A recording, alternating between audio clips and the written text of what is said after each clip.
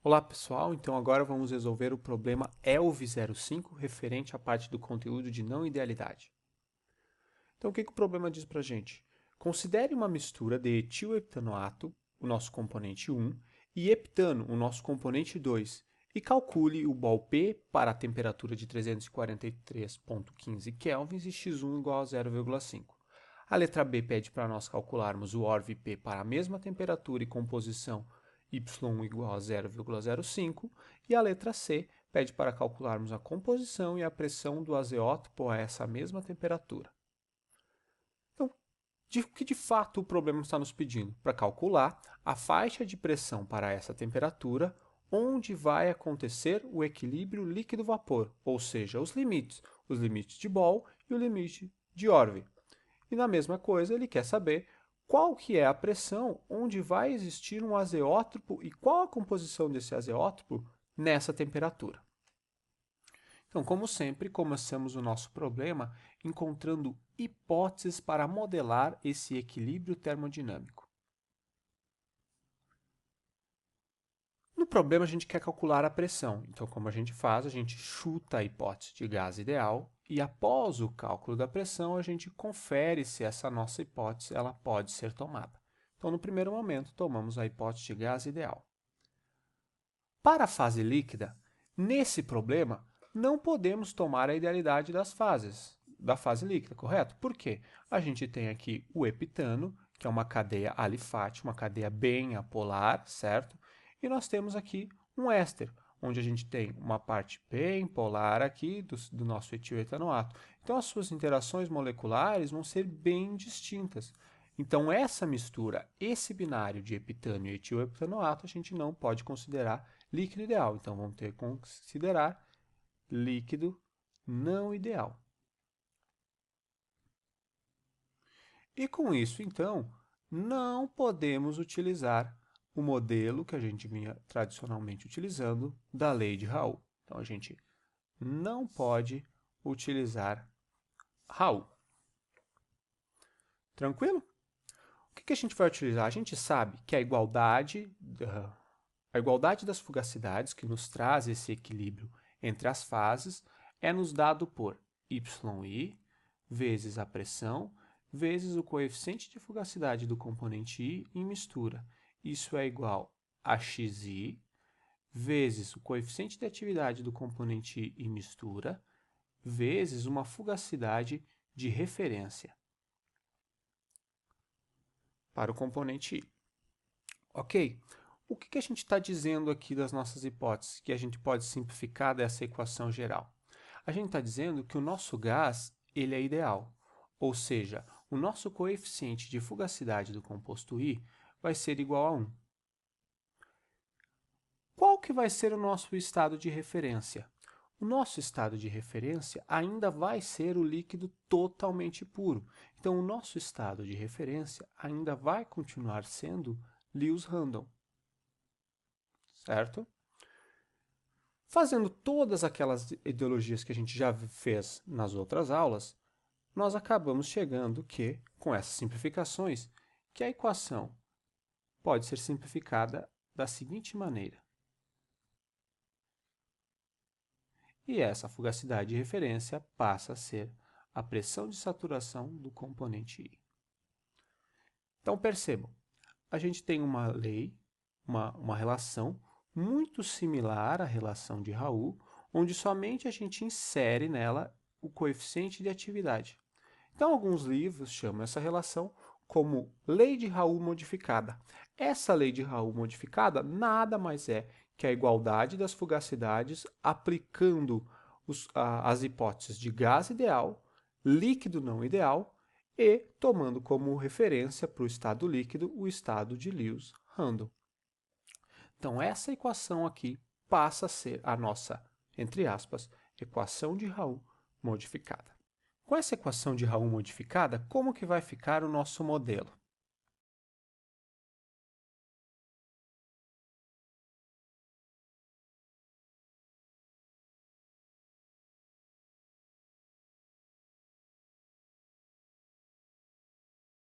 Então, esse aqui é o nosso conjunto de equações, o nosso modelo, que descreve o equilíbrio termodinâmico para esse sistema, onde o gás pode ser considerado ideal e o líquido não pode ter a sua idealidade considerada. Então, percebam, a única diferença é que a gente vai ter, então, os nossos coeficientes de atividade e vamos ter equações para esses nossos coeficientes de atividade. O coeficiente de atividade é sempre uma função da composição do nosso líquido, correto? E também função da nossa temperatura. E aí agora, então, cabe a gente encontrar equações que relacionam, que tragam esse valor dos nossos coeficientes de atividade do nosso componente em mistura. Entre elas, vocês já viram, nós temos a equação de Margulis, a 1 ou 2 parâmetros, certo? Temos também as equações de Wilson, entre outros modelos termodinâmicos. Então, aqui cabe a vocês a escolha do melhor modelo para o coeficiente de atividade, tá? Que represente de fato a mistura que vocês estão trabalhando. Se a gente fizer a análise dos graus de liberdade, a gente vai ver aqui então que o problema tem solução numérica e única, ok? A letra A, o que a letra A do problema está nos pedindo? Ela está nos pedindo um problema clássico de bol P, uma vez que ele quer encontrar o Y e a própria pressão. Então, o que o problema nos dá? Então, é dado do problema a temperatura, certo? Que é 373,15 kelvins, e a composição do líquido, que é igual a 0,05. A gente quer encontrar Y e P. Então, o que a gente sabe? A gente vai encontrar uma função, né? Vamos isolar na lei de Raoult modificada aquela constante que a gente não sabe, ou seja, o y. Então, a gente isolando vai ficar aqui.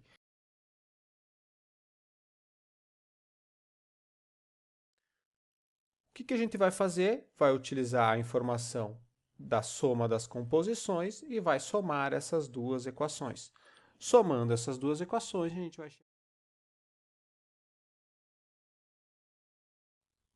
Essa expressão ela é bem similar à expressão que a gente chega com a lei de Raoult, certo? A única coisa aqui é que a gente vai ter o nosso coeficiente de atividade. Aqui, então, nesse problema, vamos utilizar as hipóteses, né, as equações para o coeficiente de atividade da lei de Margulis. E é nos dado, então, que, com isso, fazendo as substituições, a gente chega aqui.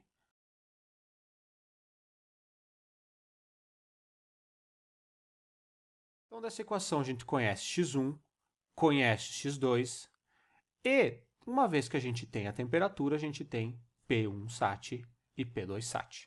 Para essa temperatura, então,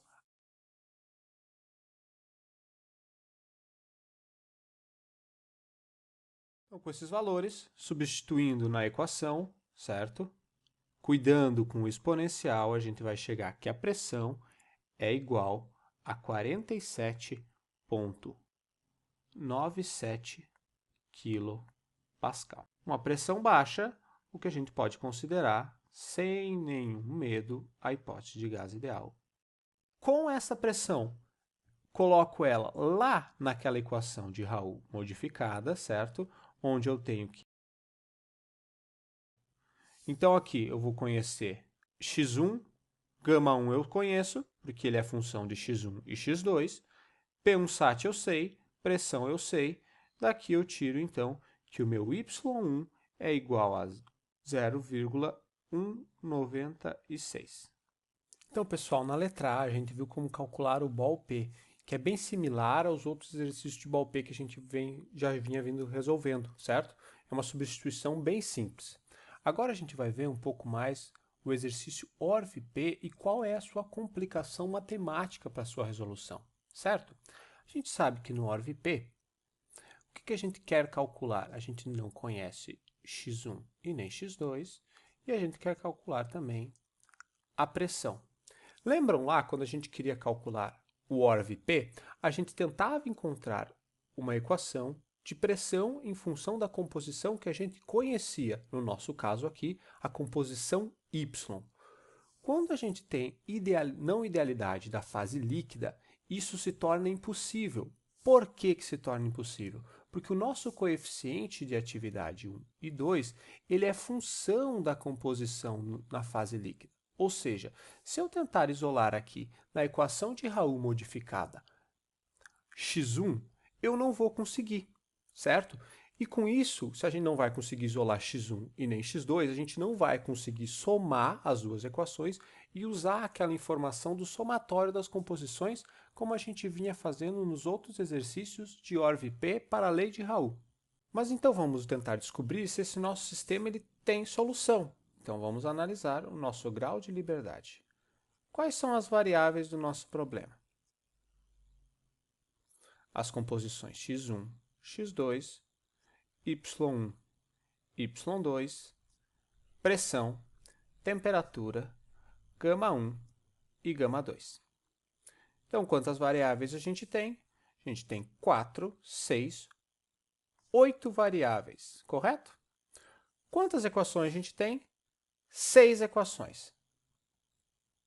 Mas também temos especificado duas variáveis. Então, nos é dado duas variáveis. Quais variáveis?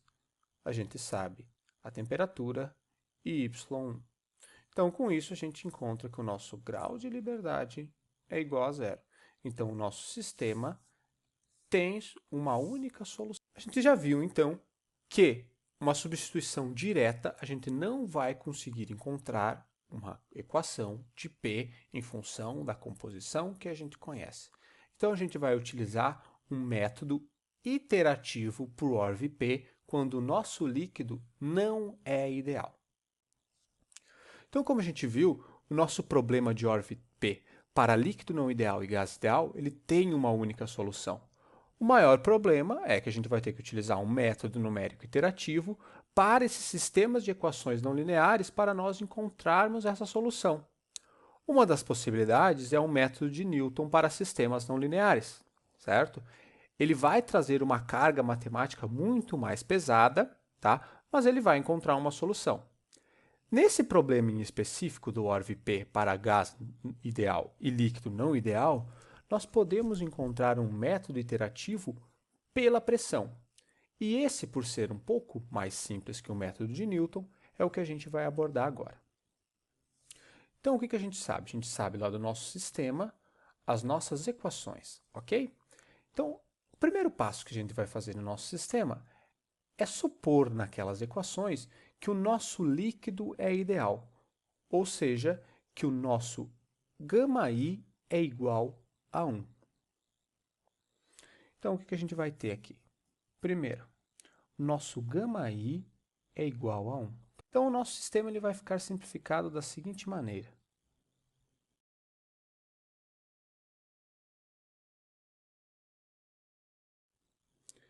Então, aqui a gente tem o próprio modelo da lei de Raoult. Obviamente, né, como γ1 é igual a 1, significa que é líquido ideal, então a gente volta para a equação de Raoult. Nisso, então, a gente vai calcular o x1 e o x2, ou seja, a gente vai calcular o ORV-P para essa condição de Raoult. Como que a gente calcula o ORV-P? Lembrando lá, como que a gente calcula o ORV-P? A gente isola aquela variável que a gente não tem, no caso x1 e x2, então vai ficar. Utilizamos a informação do somatório.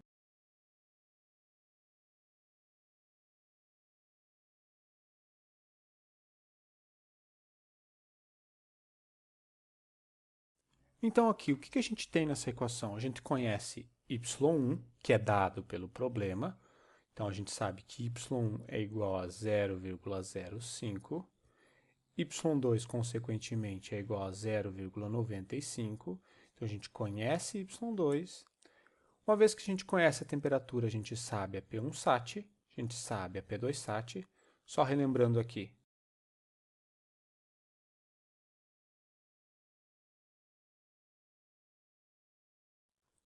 então, com isso, a gente tem uma equação, uma incógnita, e calcula para P aqui e a gente vai ter que a nossa pressão é igual a 41,5 kPa.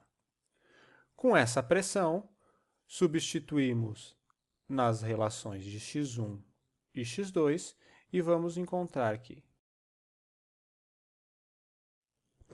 Então, o que a gente tem? A gente encontrou pressão x1, x2. Aonde que a gente está nesse diagrama? Então, a gente já considerou o nosso líquido ideal, calculamos a P pela equação de Raoult e encontramos xi, certo?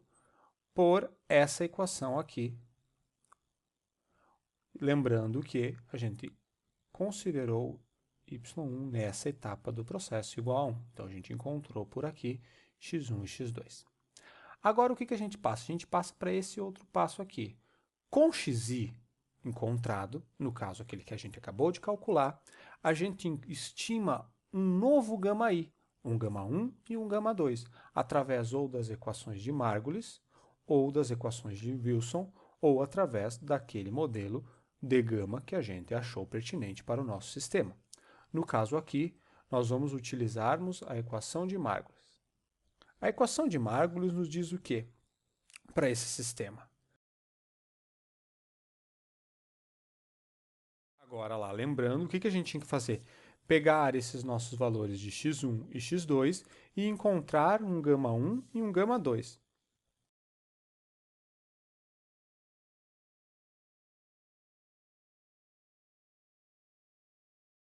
Então, a gente já passou aquele nosso quadrado ali em cima. O que falta, então?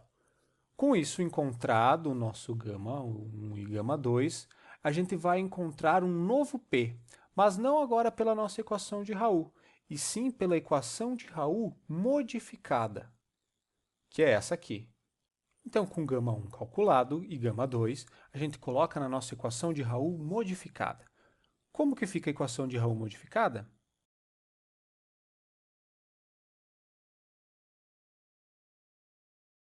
Com isso, a gente conhece os gamas, a gente segue naquele mesmo raciocínio de calcular o BOL, que é isolar na lei de Raoult modificada aquela composição que a gente não sabe.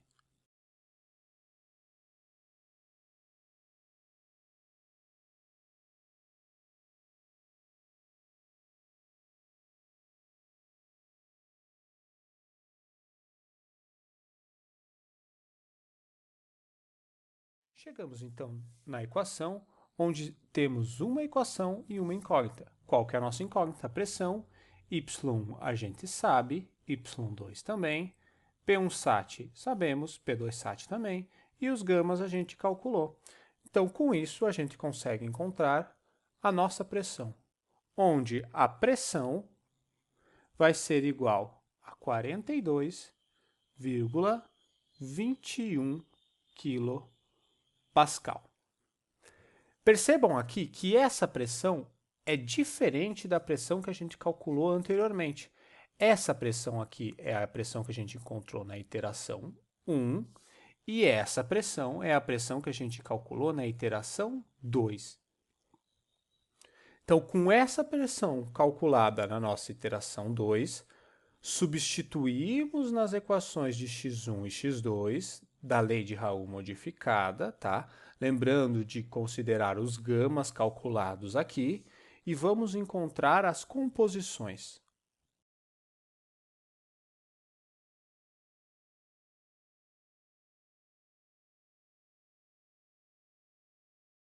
Então percebam que esse é o conjunto da nossa segunda iteração, que é um pouco diferente do conjunto que a gente encontrou na nossa primeira iteração. Então vamos verificar onde que a gente está. A gente encontrou, então, um valor de P pela equação de Raoult modificada, e agora, então, a gente está aqui, tá? Nesse losango aqui, e nós devemos nos perguntar. O ΔP, a pressão que eu calculei depois, menos a pressão anterior, ela é uma diferença pequena? Então, vejamos aqui, 42,21 menos 41,5. São pressão próximas, mas não pequeno o suficiente como a gente quer para um bom grau de precisão. Sendo a resposta não, o que a gente vai fazer? Não.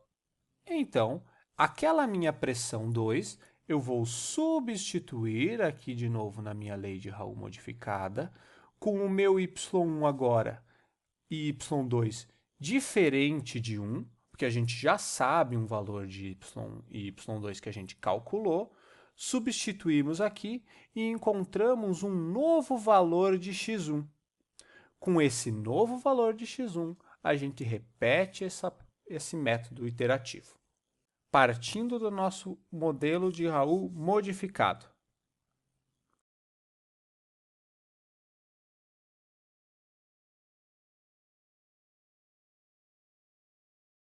Então, aqui, com x1 e x2 da iteração anterior, substituo aqui para encontrar um novo gama.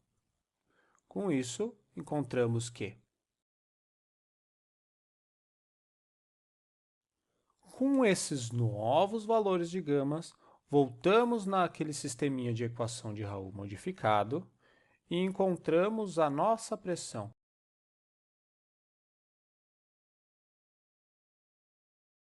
Então, achamos que a nossa pressão da iteração 3 é igual a 42,18 kPa, que é bem mais próximo da pressão 2.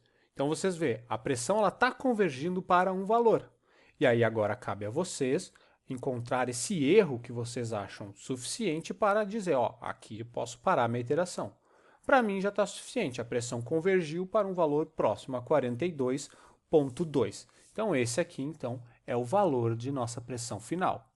Agora, então, a gente deve encontrar as composições referente a essa pressão. Substituindo de novo lá na equação de Raul modificada, a gente sabe, então, aqui a gente encontra o valor que convergiu a nossa resposta, de pressão igual a 42,18 e o nosso x1 igual a 0,016. Então, essa aqui, depois de 3 iterações, a gente encontra as nossas respostas. Então, só para recapitular, como que a gente faz, certo? Primeiro, consideramos um líquido ideal, chutamos um valor para y1, correto? Y igual a 1, a idealidade do líquido. Calculamos pela lei de Raul e encontramos a nossa pressão. Uma vez encontrada a nossa pressão, a gente encontra o nosso x1 e x2 pela lei de Raul modificada. E nesse nosso primeiro passo, lembrando que y1 e y2 são igual a 1. Uma vez que a gente acha x1 e x2, a gente estima um novo γ1 e γ2 através das equações de Margolin, Wilson ou das equações que a gente estimou para o nosso coeficiente de atividade. Com esse cálculo do coeficiente de atividade, então, a gente encontra uma nova pressão, agora pela lei de Raul modificada, e nos deparamos, se a pressão que eu calculei agora for próxima o suficiente da pressão anterior, essa pressão convergiu, e aí, então, temos o fim do nosso exercício, com o valor de pressão e de composições. Não sendo próximo, repito esse passo, onde eu encontro um novo xi, um novo x1 e x2 pela lei de Raul modificada e fico iterando nesse ciclo até a minha pressão ser bem próxima e eu conseguir garantir a convergência. Na letra C, pessoal, a gente quer a composição e a pressão do azeótropo. Então, relembrando aqui o nosso modelo.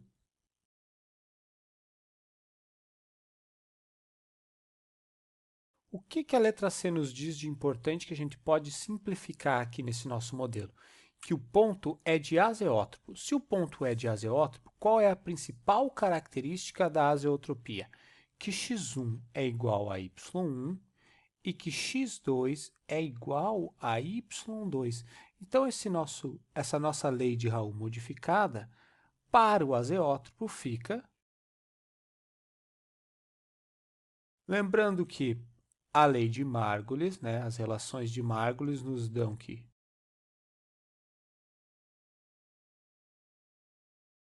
então esse nosso sistema fica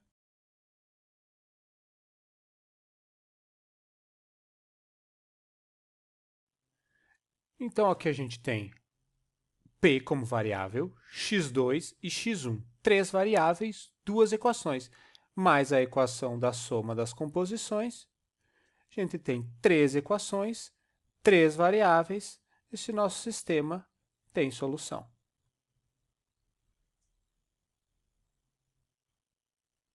Igualando,